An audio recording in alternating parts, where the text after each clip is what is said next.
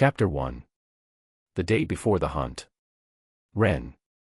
The morning before my hunt, old Mira put salt on my eyelids while I slept. I did not know that until later. I knew only that I woke with a small grit on my lashes and the taste of seawater in the back of my throat.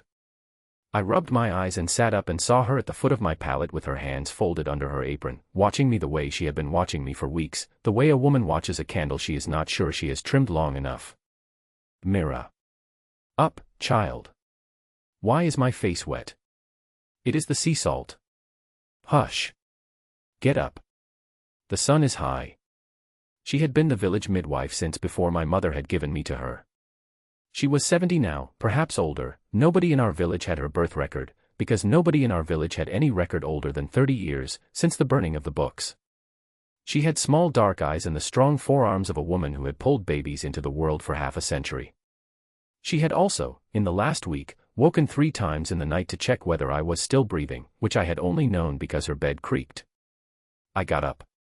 I washed. I ate the porridge she set in front of me. I asked her, as I had asked her every morning for a week, whether anything was wrong. No, child.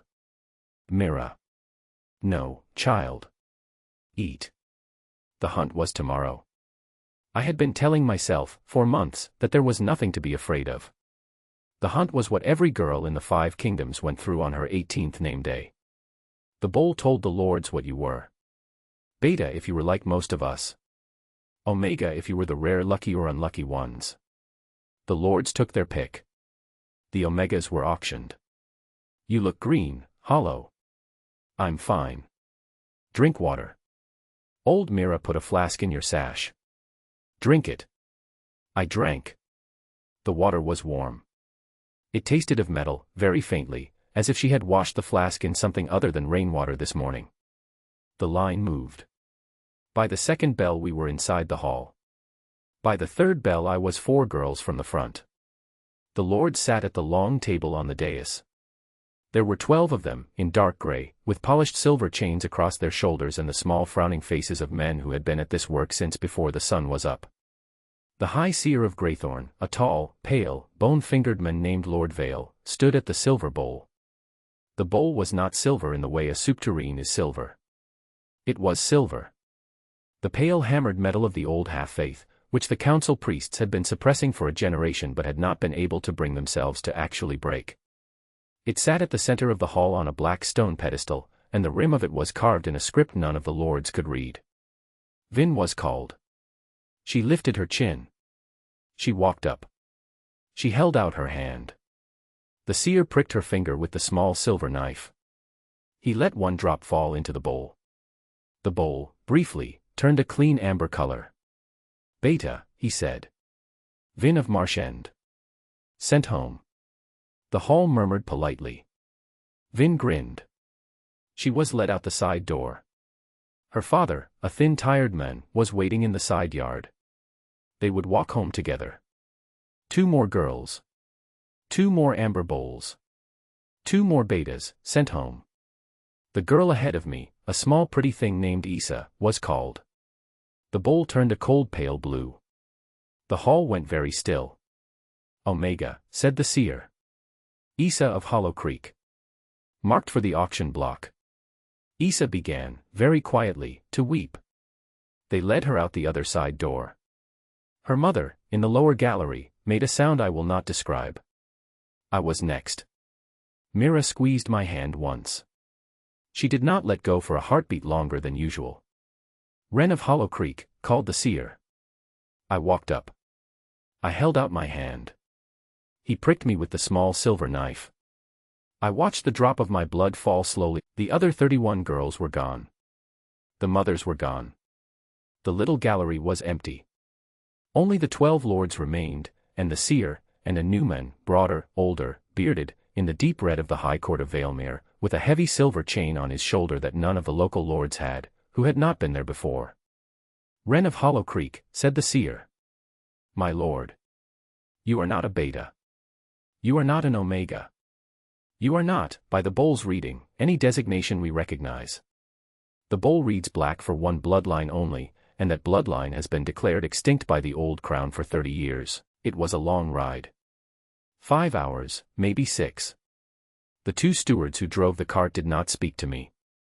They had the small set faces of men who had been ordered to do a thing they did not relish and who would, when they got home, drink very heavily about it. They did not bind my wrists. They did not need to. The brand on my shoulder was bleeding through the rough wool blanket they had given me to wear. The pain ran down my arm and pulled at my elbow. The pain would, in the next 2 hours, become its own kind of teacher.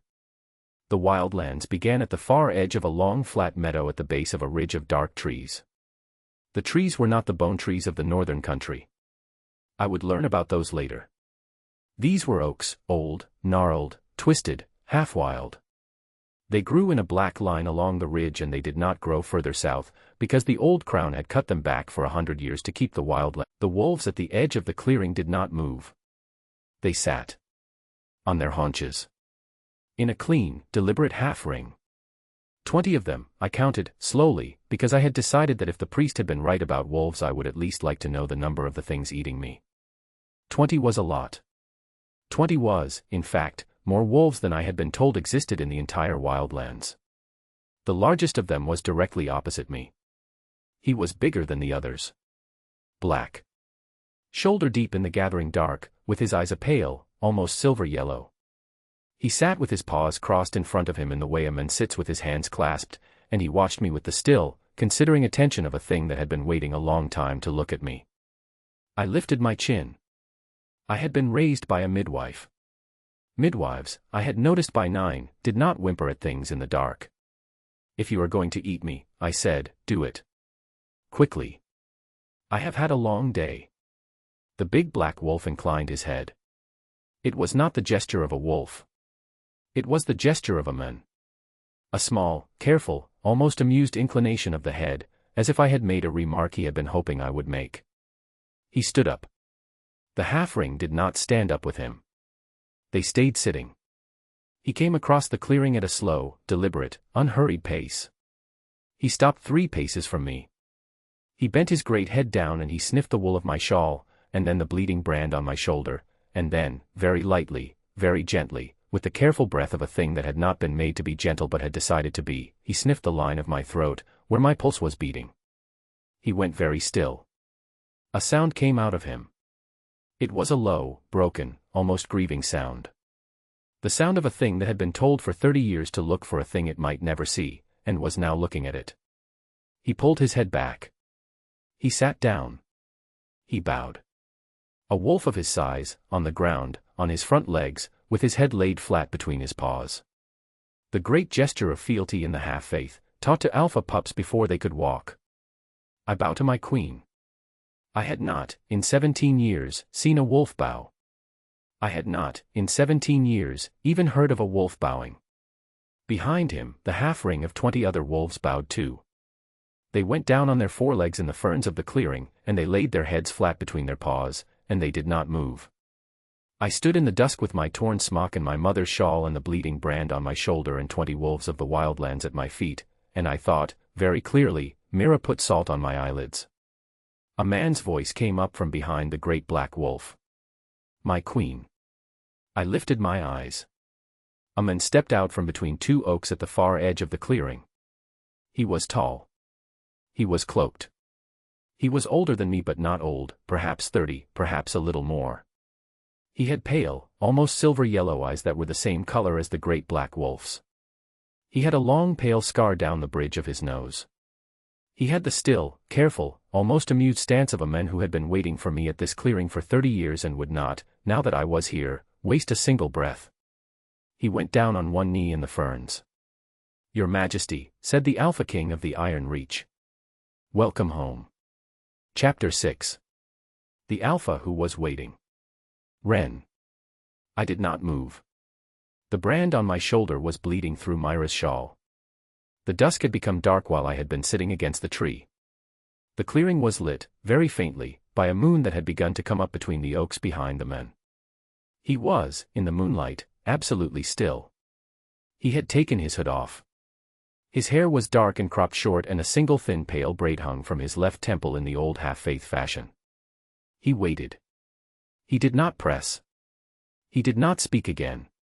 He stayed on the one knee in the ferns with his head bowed and his hands open at his sides, and the 20 wolves bowed around him, and he waited. He had been waiting, I would learn, for 30 years. He could wait another quarter of an hour. I made my legs work. I crossed the clearing slowly. The brand on my shoulder pulled with every step. I came up to him until I was a single pace from his bowed head. I looked down at the careful, scarred crown of him. "Get up," I said. "Please." He looked up. He stood. He was a head and a half taller than I was, but he had positioned himself, deliberately, so that I had not had to bend my neck. His pale yellow eyes were very, very tired. The kind of tired that comes from a 30-year wait. They were also, under the tiredness, bright, the brightness of a man who has finally seen the thing he had not been allowed to hope for. "My name," he said, "is Cadman Wolfsbane. I am the Alpha King of the Iron Reach, what is left of it. I have been waiting for you, your majesty, since I was 1 year old. I am asking for permission to take you out of these woods to a fire and a meal and a healer for your shoulder. I am asking for nothing else, tonight, but that. We will speak of the rest in the morning, or the day after, or the week after. You are tired. You are hurt. You are 18 years old and you have, in the space of an afternoon, been told who your mother was and burned with the sigil of your grandmother. We do not, tonight, need to do more than walk." I closed my eyes. I had not been spoken to like that, in 17 years, by anyone except Mira. I opened my eyes. "Cadman," I said, slowly, learning the shape of the name. "Walk with me out of these woods. We will see what tomorrow looks like in the morning." "Yes, your majesty." "My name is Wren." "Yes, my queen." "I am not a queen." He smiled. It was a small, tired, careful smile that I would learn, in the next 8 weeks, was the smile he gave only to me. "Yes, my queen," he said. He turned. He whistled, low. The 20 wolves rose. They folded themselves into the line of trees on either side of the small clearing in a flowing dark order I had not seen even sheep do before. He held out his hand, not to take mine, but to indicate the direction, and he walked, slowly, at a pace I could keep, away from the south-facing meadow and into the deeper wildlands. I walked with him. The brand on my shoulder bled. My wolf, who had been a small quiet thing for 17 years and was, in the bowing of 20 wolves and the kneeling of a king, finally awake, walked inside my chest at a steady proud pace and did not, the entire walk, lower her head. Chapter 7. The name she was never told. Wren. The Iron Reach was a hidden valley in the deep wildlands. It took us 2 nights to walk to it. He did not push the pace. He fed me, dried meat, hard bread, a flask of water that was very plain and very cold. He let me sleep against the trunk of a tree with the pale braid of my mother's wedding shawl tucked under my cheek and the wolves curled in a wide protective ring around the small fire he had built. He did not, in the 2 nights, lay a finger on me. He did not even, when I shivered, give me his cloak. He laid it on the ground beside me and said quietly, "If you are cold, my queen, take it. I will not place it on you." I took it. He slept across the fire in his shirt and he did not, once, complain. On the morning of the 3rd day we came down a slope into the valley. I had not been told what to expect. I had been told, in the shape of priest sermons and old crown decrees, that the wildlands held only ruin, witchery, and ravenous beasts. The valley was none of those things. It was a town. A small one. Wooden long houses with steep roofs, a fortified hall at the upper end, a wide green at the center, smoke from 100 chimneys. Sheep on a hillside. Children, I saw children, running across a wooden bridge at the lower end. A woman was beating a rug against the side of a longhouse. A man was sharpening a scythe outside a smithy. The sound of a singer's voice came up from a window of the hall. It was a town of perhaps 300 souls.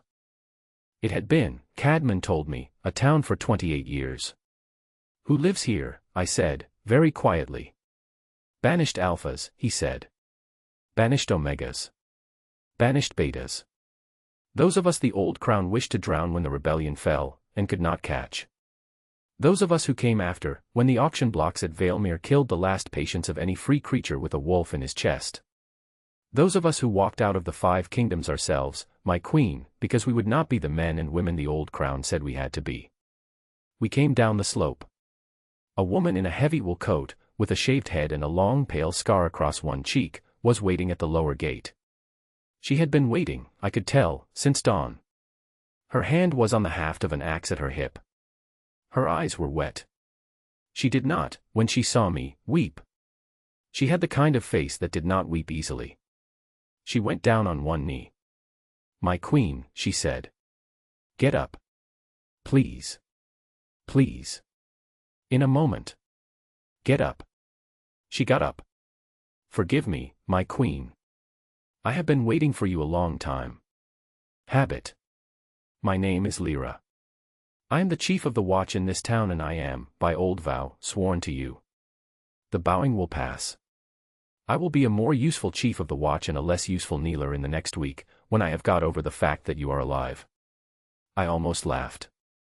It was a small, raw laugh, and it came out of me crooked. "Lyra. My queen. I don't know what I am. Yet. That, my queen, is what we are here for." She turned. She lifted her hand. The whole town, because the whole town had come, quietly, while we had been speaking, to the lower gate, went to one knee on the wet morning grass. 300 banished people. Men, women, children. Alphas in plain leathers. Omegas with their hair short and their hands hard. Betas with the eyes of people who had stopped being scared of anything a long time ago.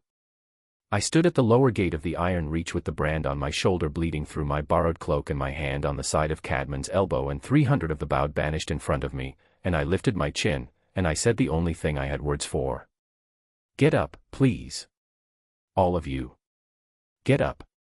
I am not yet what you have been waiting for. Give me a week, give me a month, give me the next year, and I will be. But for now, please, get up." They got up. They got up slowly. They got up the way a people gets up that has been waiting for the order to rise for 30 years. Chapter 8. The Iron Reach. Wren. They put me in a small room in the upper hall. It was not a queen's chamber. It was a plain whitewashed room with a narrow bed, a wash basin, a window that looked out over the green, and a small writing desk with a single thick wax candle. They had left a clean wool gown across the bed. A pair of soft leather slippers on the floor. A folded length of fresh linen for my shoulder. A clay jar of pale ointment that smelled of lavender and bone oil. A small loaf of bread under a cloth.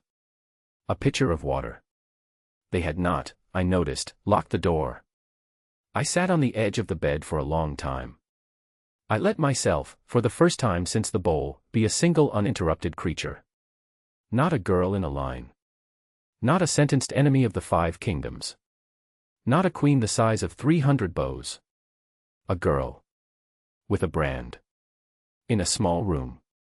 With a wool gown laid out for her and a pitcher of water that no one had asked her to drink. I drank it. I ate the bread. I changed the linen on my shoulder. The pale ointment stung at first and then, after half a minute, began to do something that was almost relief. I lay down. I did not, I had been certain, intend to sleep. I slept 11 hours. When I woke it was the small hour before dawn. The candle on the desk had burned to a thumb. The window was a square of gray. Somewhere in the hall below me, a woman was singing, softly, almost under her breath, a song I had heard Mira sing once, years ago, when she had thought I was asleep. The song had not been allowed in the 5 kingdoms in 30 years. It was an old half-faith lullaby. "Sleep, my small queen, the long night is coming, sleep, my small queen, the moon will hold you." I had thought, for 15 years, that Mira had made it up. I got out of bed. I went down to find the singer. Chapter 9. The Other Banished. Wren. The singer was an old woman.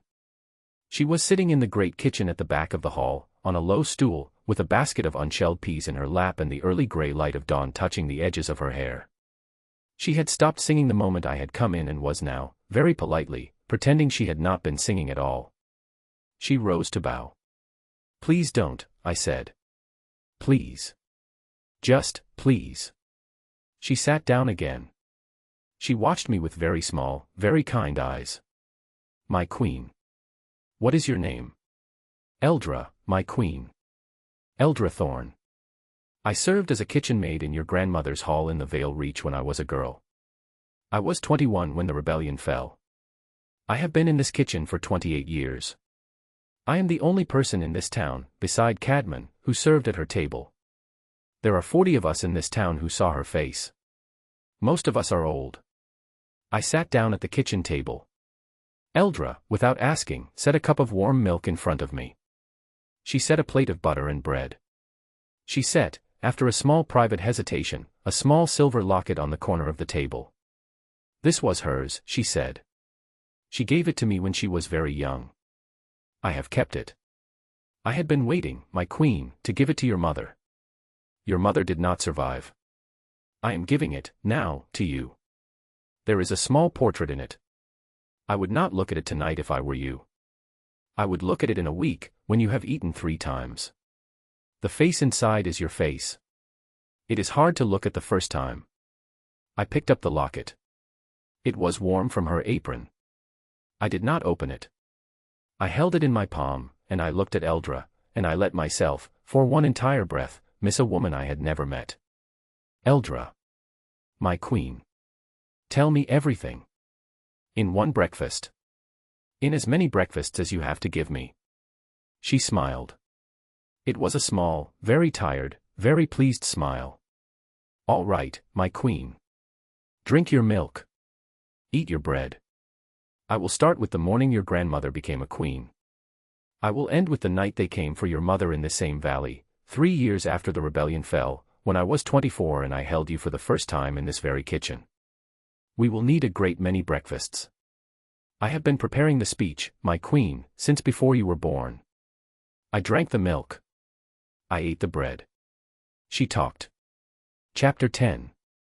The Old Queen's Letters. Wren.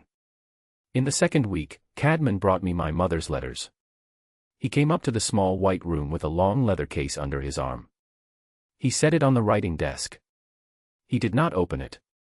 He stepped back to the door, and he stood there with his hands folded, and he said, "These are your mother's. Your grandmother's letters are in the lower archive. I have not read either set. I am not the man who has the right to. Eldra will sit with you, if you want, and tell you the names of the people in them as you read. Lyra will sit outside the door. I will not, my queen, sit anywhere you do not ask me to." I looked at the case. I looked at him. Cadman. Yes, my queen. Sit at the desk with me. He sat. We read together for 4 hours. My mother had written in a small careful hand on rough flax paper, the only paper she had been able to get in the wildlands. She had written to a ghost. She had written to her own mother, the executed queen, in a long unsent line of letters that began with the words, "Mother, today I learned that you were never going to be allowed to teach me anything." She had written about being 4 and being told she was an enemy of the 5 kingdoms. About being 7 and being told to forget her own face in case the Bowls ever read it. About being 19 and being found, in this very valley, by the Old Crown's hunting party. About being 21 and pregnant. About being 23, in this same valley, with a baby the midwife had decided to take south to a place where the Old Crown was not yet looking, and about understanding, on the morning the midwife rode out with her baby in a basket, that she would never see either of them again. She had not, my mother, made it to 24. She had been killed 3 months after the midwife had ridden out, in a hut on the far side of the Reach, by a captain of the Old Crown whose name I now had on the inside of a letter and which I would carry, very carefully, in my pocket for a long time. I cried. I cried in front of Cadman. He did not move, which was the right thing to do. He did not speak, which was the right thing to do. He sat at the desk with his hands flat on the wood and his pale yellow eyes on the wall opposite, and he let me cry through 23 years of letters from a mother I had never met, and he was the second person in my entire life, after Mira, to have ever sat in a room with me while I wept and not tried to make me stop. When I had read the last letter, I closed the case. I laid my forehead on it. I said, after a long quiet, "Cadman." "Yes, my queen." "What do we do?" "What you decide, my queen." "You have read your mother. You have read your grandmother's name on the inside of every letter. You are the heir of a queen the old crown executed 30 years ago to keep a system going that they have used to sell tens of thousands of omegas at auction in the years since. You are 18 years old. You are tired. You are angry. The right thing to do is not, tonight, decide. The right thing to do is to sleep on it for a week, and when the week is over, to stand in front of the 300 who have been waiting in this valley for 30 years and tell them what you have decided to do with their weight. And what should I decide? He did not answer for a long time. I am not the man, he said, who answers that question. I will tell you what I will do when you have decided. If you decide to take the small kingdom of the Iron Reach and live quietly in this valley with your wolves and your books, I will defend the borders of this valley with my life, and we will, between us, make the longest, quietest, kindest queendom of 300 souls in the history of the half-faith.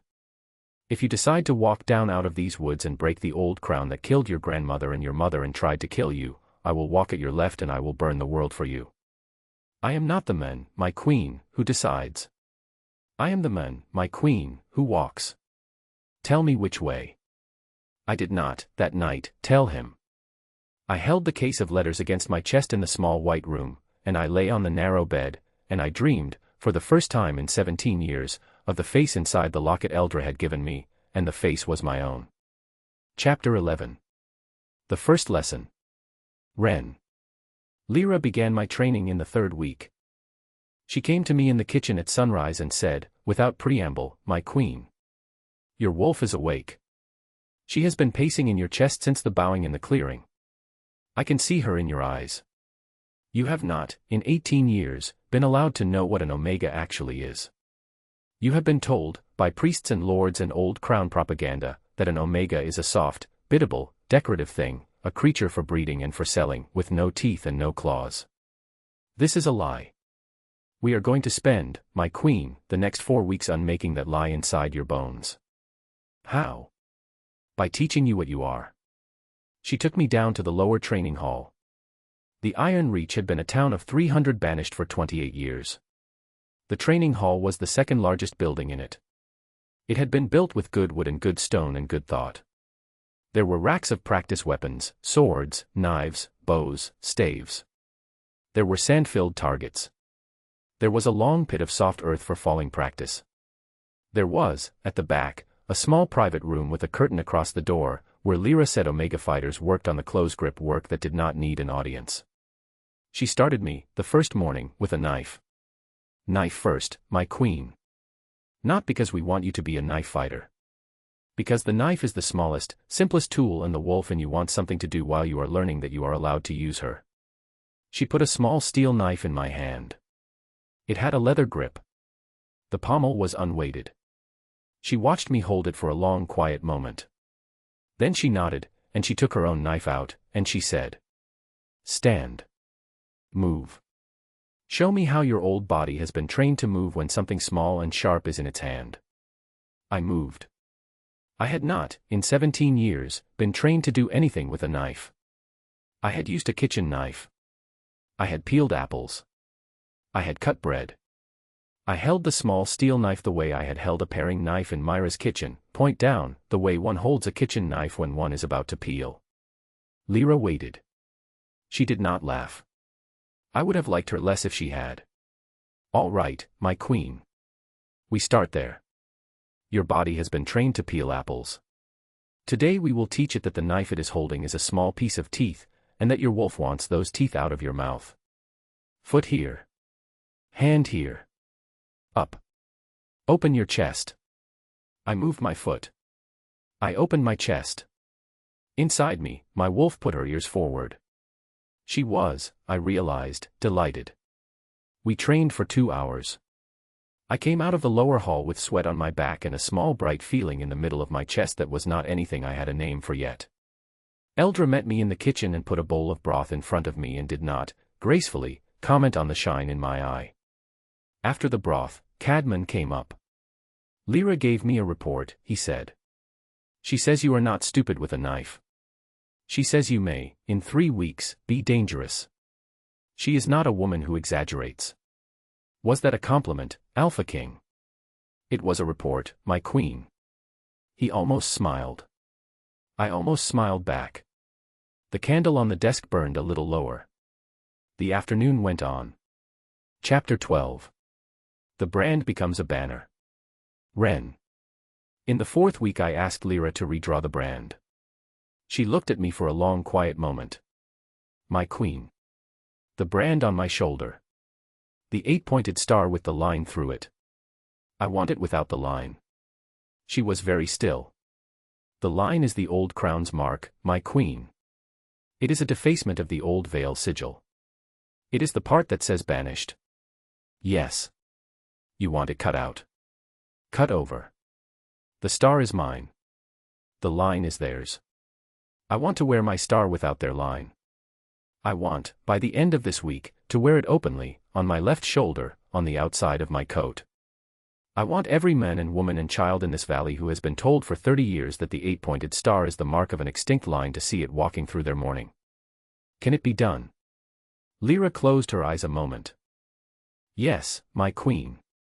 It was done that afternoon. The Iron Reach's tattoo master, an old man with a wisp of white hair and a small set of pots of black pigment, sat me on a stool in the lower hall and worked, very slowly, very carefully, over the line of the old crown's defacement until the black ink had eaten the line entirely and only the 8-pointed star of the veil reach remained on my shoulder. He did not, in 3 hours, speak. When he was done he sat back, and he looked at his work, and he said one word, very quietly, "Good." I rose. I went up to the upper hall. I put on the coat Eldra had been making me, a dark wool coat in the Iron Reach style, half cape, with a single shoulder clasp, and I let her cut the left sleeve open so that the inside of my upper shoulder would show. I went down to the green at the center of the town. The whole town came out of its houses without my asking. They came out the way Eldra had told me, the night before, that they had come out for my grandmother 28 years ago, the morning she had finally agreed to wear her crown openly, not in a procession, not in a ceremony, but in the small unhurried curiosity of a people who could feel a thing happening in the air and had, between them, decided to come and see it. I stood at the center of the green. I lifted my left arm so that the shoulder showed. I turned, slowly, one full circle, so that everyone would see. The whole green saw.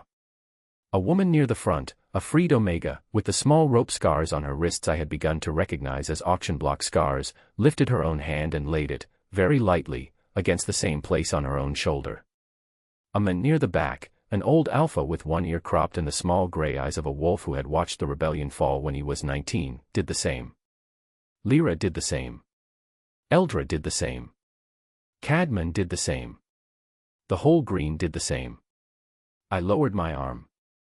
I lifted my chin. "Get me," I said, quietly, "a piece of black cloth and a length of red thread. I want to start a small thing." The thing I started that afternoon would be sewn, by the end of the year, on the left shoulder of every banished man and woman in the wildlands and on the inside of the cloak of every freed Omega in the 5 kingdoms. The 8-pointed star, in black on red. The mark of the line the old crown had said was extinct. The Iron Reach called it, after that day, the banner. Chapter 13. The Slave Camp at Greythorn. Ren. We rode on Greythorn in the 6th week. I had spent the 5th week reading every map of the 5 kingdoms the Iron Reach had collected in 28 years. There were many.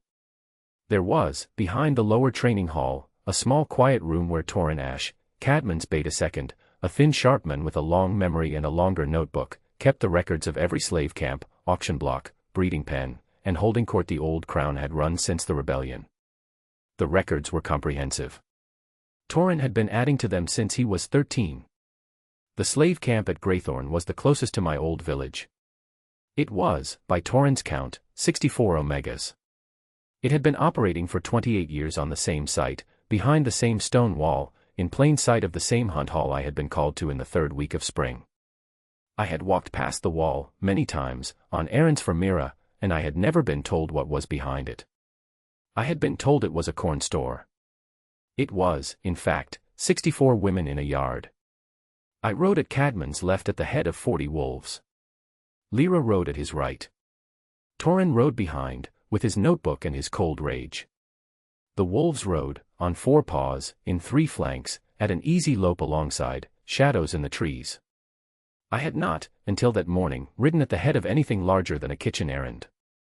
I sat my horse with the small steel knife at my hip and the 8-pointed star black on red at my shoulder, and I did not, on the entire ride, lower my chin. We hit the wall an hour after dark. We hit it from 3 sides at once. Lyra and her Omega fighters went over the back wall with grappling hooks at the 3rd hour. Torin and his sappers went under the front gate with a small sharp tool I had not seen before, and the gate fell open in a slow, almost gentle way that did not, until it was over, look like an attack. Cadman and the wolves went in through the rear courtyard and they took the camp's 6 guards alive, which had been, I had told the war room, the part one would not negotiate. I went in last, with the prisoners, and with the freed. I will not write, in this small chapter, what the inside of the camp looked like. There are, I have learned in the last 4 weeks, things that do not benefit from being written. There are things one writes around. The Omegas of Greythorn had been kept in conditions Mira would not have kept a goat in. They had been kept that way for 28 years. They were, when the gate opened and the wolves came in and Lyra walked across the yard with her axe over her shoulder and the 8-pointed star on her left arm, standing. They stood. 43 of them. 21 had died at one time or another over the years and never been replaced. The survivors stood in the yard in the dark in their gray shifts, and they did not, when they saw the 8-pointed star on Lyra's shoulder, scream or run. They went down on one knee. I did not let them stay there. I came forward with my hand out, and I went around the yard, woman by woman, and I lifted each of them up by the elbow, and I put my forehead against each of theirs, because Lyra had told me, the night before, that this was the old greeting, and I said, into each of their ears, the same small sentence. You are not a slave any more. You are not a slave any more. You are not a slave any more. I said it 43 times. I had voice for 43. I would have had voice for 64, if there had been more. After, when the freed Omegas had been wrapped in blankets and put on the carts we had brought, when the 6 guards had been bound and put on a separate cart for Torin's questioning, when Cadman had quietly torched the holding house behind the wall with the old crown's records in it, I rode out of the gate of Greythorn at the front of the column, and I did not look back at the corn store wall I had walked past as a child without ever knowing what it had been. I did not have to. I would never walk past it again. By morning the wall would have fallen. Chapter 14. The Auction Block at Valemere. Wren. We hit Valemere in the 8th week. Valemere was the capital of the High King's realm, a wide grey city on a bend of the southern river, with a market at its heart and an auction block at the center of the market that had been used to sell Omegas every full moon for 30 years. The block was a stone platform a foot high.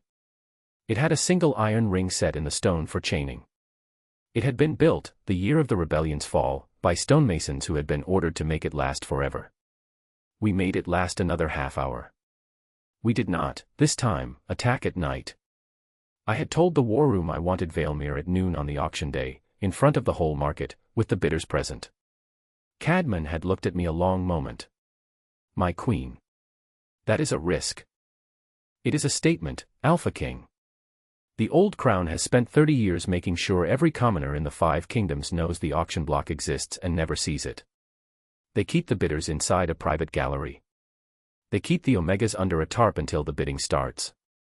The block is in the open but the use of the block is hidden. We are going, on the next full moon, to put it in the open. I have been waiting to kiss you for 31 years and I am very tired. Then come the last pace, Alpha King. I am asking. He came the last pace. He kissed me. Carefully at first. Then, when I did not pull back, less carefully. Then, when I pulled him closer with both hands at the collar, I asked the same old man with the white wisp of hair to come up to the upper hall. I asked him to bring his pots of pigment. I asked him to lay them out on the writing desk. I asked, he stepped to me. He laid his hand, lightly, gently, the way he always laid his hand on me, against the side of my throat, where my pulse was beating, and his thumb brushed, they have my mother. In Valemere. They told me, my queen, they told me she would die if I did not. By the time we came up to Valemere, they came out of the lower chamber, those 3, and they walked, Aldrich Vex still in his black armor with his 100 guards behind him, across the open ground to where I was sitting in a plain wooden chair at the prosecutor's table, and they went down. When Aldrich Vex was dragged out of the keep, the few alpha lords still loyal to him rose in the lower city and tried, very briefly, to take the gate back. They had perhaps 400 men. They had inherited none of the planning. They went up against 3,000 of our column, the awakened commoners of Valemere, the freed Omegas of the trial gallery, who had, the night before, begun to be armed by Lyra's quartermaster, the 4 kingdoms whose kings had knelt the day before and had, with their kneeling, given us their soldiers, and the silent watchful witnessing of the visiting delegation from the northern realms. The 400 lasted 20 minutes. We did not, by my standing order, kill any who laid down their swords. We took, in the end, 18 casualties. The opposing 400 took 31. Most of the rest of them threw down their swords inside the first 10 minutes when it became clear that the 8-pointed star on red was on the upper wall. By the 3rd hour the city was ours. By the 4th hour, the keep. By the 5th, every record room of the old crown in the capital had been opened, every holding cell had been emptied, every list had been pulled out of every drawer and laid on the long stone table in the inner courtyard.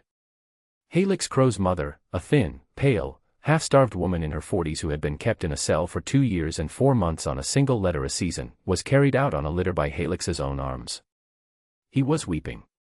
She was, very quietly, smiling. I rode up to them at the inner gate of the keep with Cadman at my left and Lyra at my right. I went down off the horse. I went to Helix. I laid my forehead against his. Take her home, Helix. To the Iron Reach. Tell Eldra she is to be given the small house at the end of the green. Because I was afraid, my queen. Of an Omega queen. Of the half-faith. Of a world I had not been raised to be the king of. Your grandmother was 28 years old when I signed her execution writ. I was 31. I had inherited a throne my father had inherited from his father, and I had been told my whole life that the throne was Alpha and Beta and not Omega, and your grandmother had walked into the council chamber 3 weeks before the rebellion and told me to my face that I was wrong. I was a young man and a stupid one. I executed her because I could not find the words to argue with her. I have spent 30 years building a system to make sure no man would ever again have to find words to argue with a woman like her. I have failed. You are a granddaughter. You are 18. You have done in 8 weeks what she did not have time to do, and you have done it without me having to sign a single execution writ, because your judges are not me. I am sorry, my queen. I am very sorry. It is not a useful sorry. I stood across the cell from him. I let his words settle. I did not, in the end, hate him in the way I had been certain I would. I had spent the 8 weeks since the bowl turning black being told I was the granddaughter of the woman he had executed. I had read her letters, I had read my mother's letters, I had walked through the cell where my mother had been held, I had stood on the auction block where the Omegas of the realm had been sold for 30 years.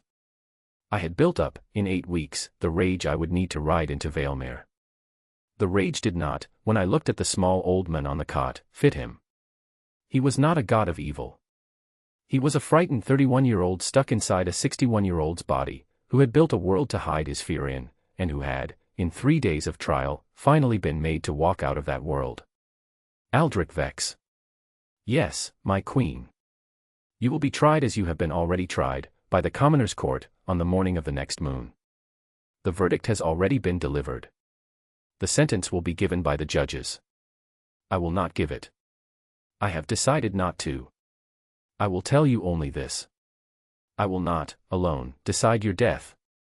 Whatever the sentence is, I will not appeal it to leniency. I will not appeal it to severity. I will let the commoner's court decide. They are the people you have hurt. It is their decision. He bowed his head. Yes, my queen. I turned. I went out.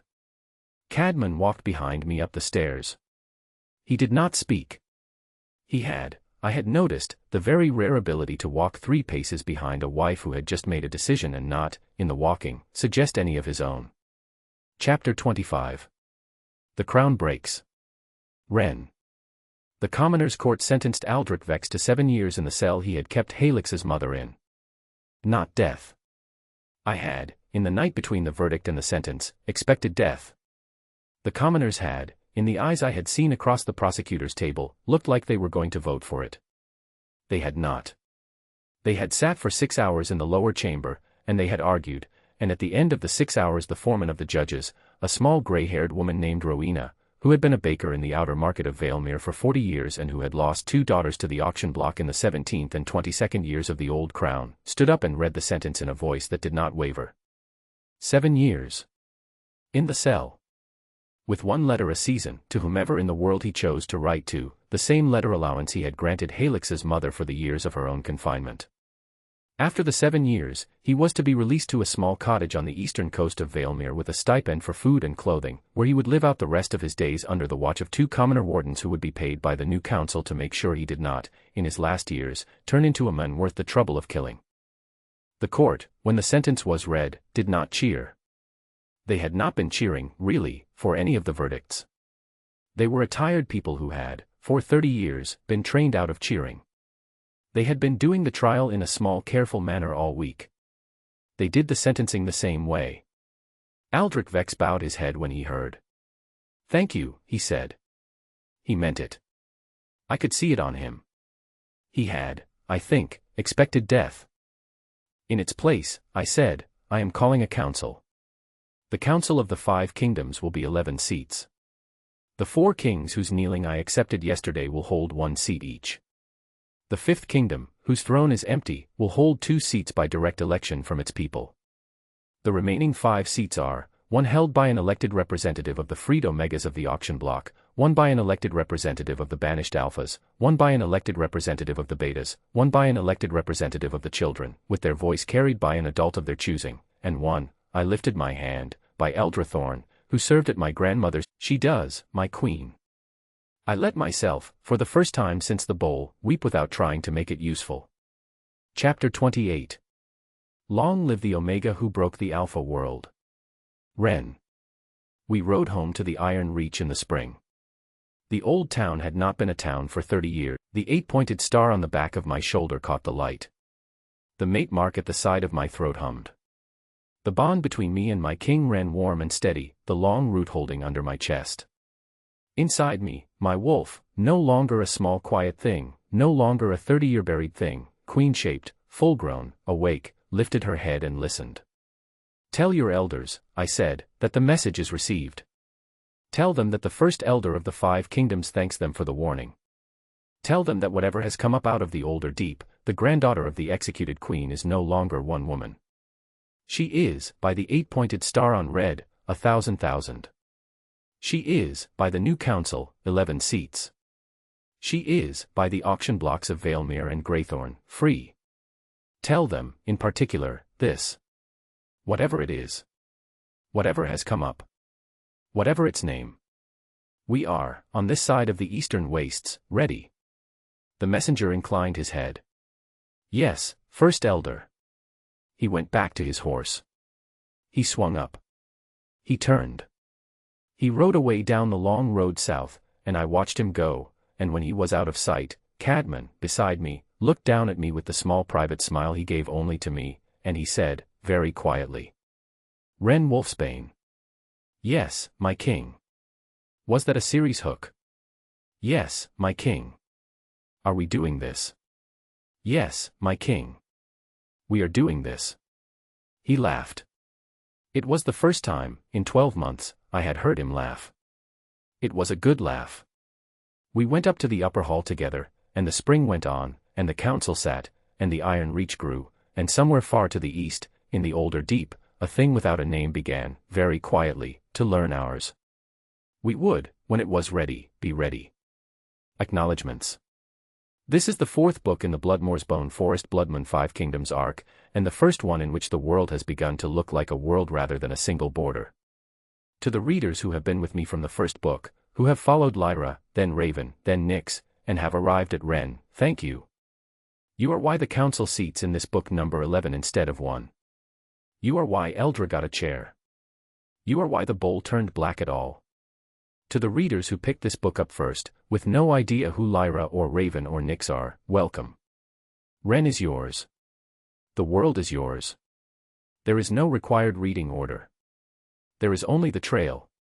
To my early readers, who keep me honest, and to the friends who keep me fed during the long parts of writing in which I forget to eat, thank you. To the small black rose on my own desk, which is now in its 3rd year and stubbornly refuses to die, Thank you for being the small reminder I needed every day that hearty things, when bred well, will bloom for a very long time. Kamsi Arthur. About the author. Kamsi Arthur is a passionate storyteller who creates immersive fiction filled with suspense, emotion, and powerful characters. With a love for crafting intense worlds and unforgettable journeys, he focuses on stories that explore strength, identity, and the hidden power within. His writing blends gripping action with deep emotional moments, keeping readers hooked from beginning to end. Through his books, Kamsi aims to inspire readers to believe in resilience, growth, and the courage to rise, even when everything seems lost. When he's not writing, he enjoys developing creative projects and building ideas that connect with people around the world.